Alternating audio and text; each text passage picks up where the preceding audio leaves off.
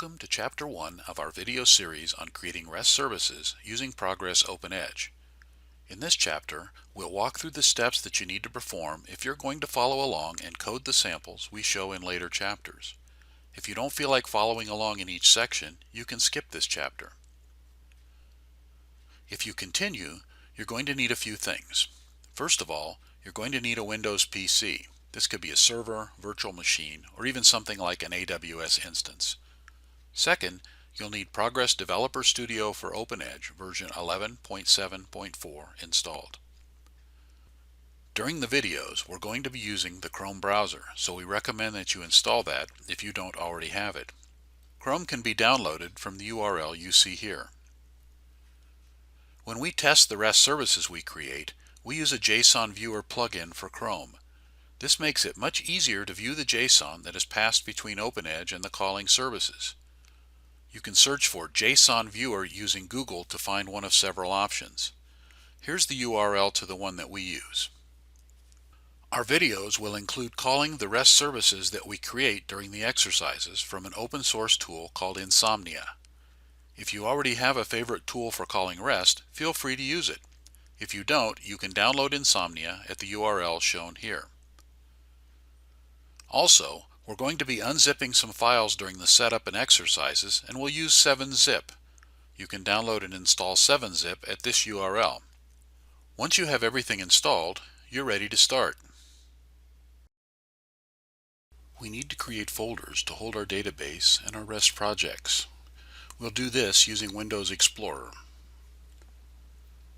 From C:// create a folder to hold your Developer Studio project and call it Workspace.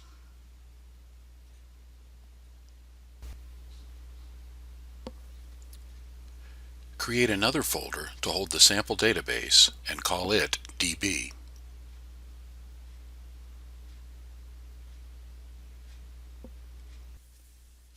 Now, we're going to download a package from GitHub that contains code that we will use during our exercises. First, open the Chrome browser. Download the package from GitHub by connecting to this URL. Click Clone or Download and choose Download Zip. The file will download and the progress will show at the bottom of the browser. When the download is finished, click the up arrow next to the downloaded file and choose Show in Folder. Unzip the package in this directory. We need to copy some configuration files to create our database, so navigate to Conference API Master \db. Grab these three files and copy them to C:/\db. With those files in place, we're ready to create the database we need to build our services. Open ProEnv by choosing Start, All Programs, Progress, OpenEdge 11.7, and ProEnv. It's best to make a shortcut copy of this on your desktop. Once the ProEnv window appears, I'm going to type prompt so I know what directory I'm in. Then I'm going to change to the C:/\db directory. Next, I'm going to create the conf database using the command prostruct create conf.st.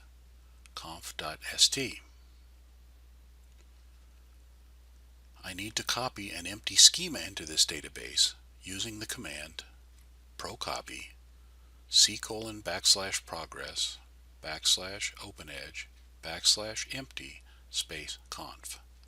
Note that C:/progress \openedge is where I installed Developer Studio. Now I'll list the structure of the database using the command prostrict list conf. We're going to import the definitions for this database, so I'm going to open up a single user session on the database using the command prowin conf -1. From the menu, choose Tools, Data Administration. From Data Administration, choose Admin, Load Data and Definitions, Data Definitions. You should see conf.df as the file name. If not, type it in, and click OK. The data definitions are quickly loaded into the database, so click OK. We also need to load sequence definitions, so once again choose Admin, Load Data and Definitions, Data Definitions. Click on the Files button and choose underbar secdefs.df and click Open. Then click OK. Click OK after the load finishes. To finish, I'll use Database Exit, and then to close the session, I'll use File Exit. Okay, it's time to get into Developer Studio and get it ready. Open PDSOE from Start, All Programs, Progress, OpenEdge 11.7, Developer Studio. I would recommend you put a shortcut for this on your desktop as well. The first time you open Developer Studio, it'll ask you for a workspace directory. You can choose any folder you like for this, but for our example, it's going to be C:\workspace. You can also check the box so that it won't ask you anymore. You may see the welcome screen when you start Developer Studio for the first time. Click on the X on that tab to close it. While we're doing our exercises, we're going to work with the Progress App Server for OpenEdge, so we will change to the OpenEdge Server perspective. Do this using Window, Perspective, Open Perspective, and choose OpenEdge Server. If you don't see OpenEdge Server on the initial list, click Other and locate it from there. We're going to connect Developer Studio to our database. From the menu, click Window, Preferences. Click on the Progress OpenEdge entry on the left, and then choose Database Connections.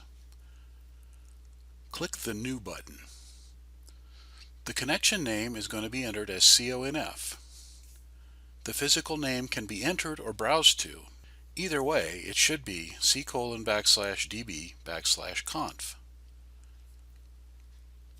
The host name is localhost because the database is on this system, and the service/port will be 5013. If that port's in use on your system, you can use any port you like. By the way, don't click Test Connection because the database server hasn't started yet, so it won't work. Click Next to continue your configuration. On this screen, click Next to create the SQL connection for this database. Click Next again to add the SQL connection profile. On the Define Database Server configuration screen, make sure the Auto Start Database Server is checked, the physical name and port are in, and the Auto Shutdown Database Server is not checked. Click Finish and then OK. Now we're going to import that Conference API package that we downloaded from GitHub.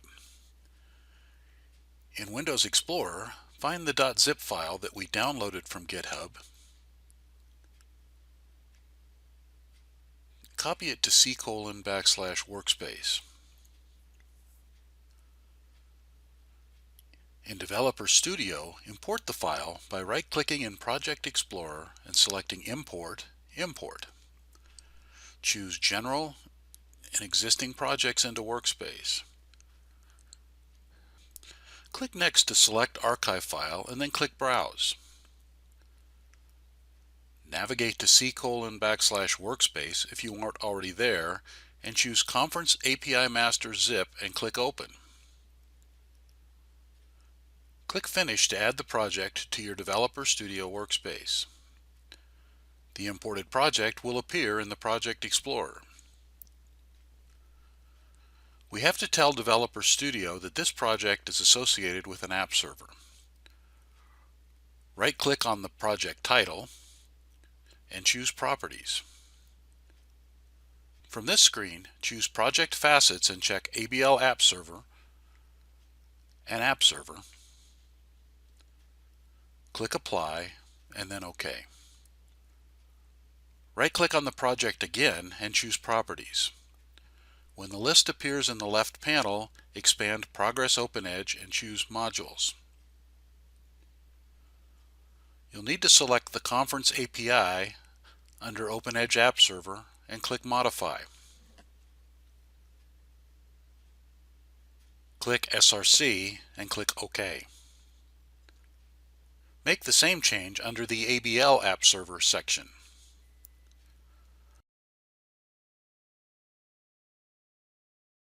The last thing to do is configure the PassOE App Server so that when we create REST services in it, they'll be available for access. Look under the Servers tab in the bottom right panel. See if you can see OE Pass 1 listed. If you do, you're all set. But if you don't, like you see here, you'll need to click on the Click this link to create a new server link. From the list that appears, scroll down and select Progress Application Server for OpenEdge, and then click Next. On the next screen, click on Progress Application Server for OpenEdge and choose the entry that says OE Pass 1, and then click Finish. Once OE Pass 1 shows in the servers list, you can start it by right-clicking on it and choosing Start.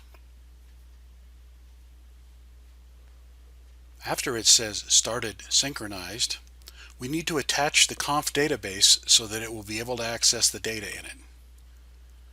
Do this by double-clicking on OE Pass 1 under the Servers tab. Next, locate and click on Open Launch Configuration under General Information. Click on the Database tab, click Show All, and then click next to Conf as shown here, and click OK. Also, we need to deploy the Conference API package to the PassOE App Server. To do this, right-click on OE Pass 1 under Servers and choose Add and Remove. You can just click Add All since Conference API is the only package. After it's been moved to the Configured column, you can click Finish. We're going to make a couple of other changes to PassOE that will help us when we're developing our services. First, maximize the Publishing section in the top right part of the panel, and make sure that Automatically Publish when Resource Changed is checked. This way, our changes during the workshop will automatically be pushed out to the PassOE server. Also change the publishing interval to 5 seconds so that you have to wait less for the automatic publishing. Directly below publishing is timeouts. These values need to be increased because on some slower machines, PassOE may take longer to start. Click next to timeouts and enter 300 for start and 120 for stop. Choose File, Save All to save all your changes. Then click the X on this panel to close it. Okay, that's it. You have everything ready to start doing the exercises. You're ready to proceed to Chapter 2. Good luck and happy resting.